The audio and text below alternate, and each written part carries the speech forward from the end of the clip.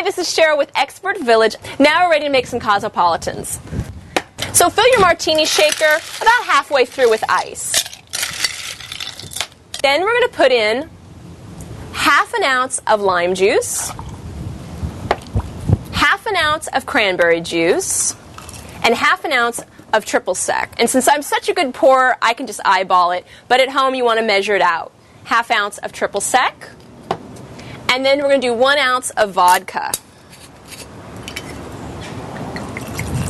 Now, if you want to be sure, you can get one of these little shot pours, and you can measure out 1 ounce, and that way you know it's perfect. But I've been pouring drinks for years, so I can pour a shot pretty easily. Okay, put the top on the martini shaker, and this is the fun part. You're going to go ahead and really shake that up. Incorporate all those great flavors.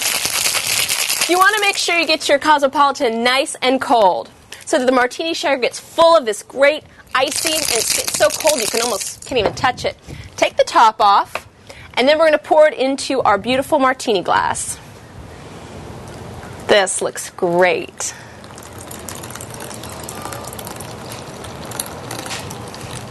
Now you can adjust the recipe. If you like a little more lime flavor, add a little more lime juice. If you like a lot of cranberry flavor, add more cranberry. But I find that these proportions make the perfect cosmopolitan. Now all you need to do is put a garnish on the side, and you are ready for a great afternoon. It's so easy to make the perfect cosmopolitan. This is Cheryl with ExpertVillage.com. Oh, this is good. This is really good.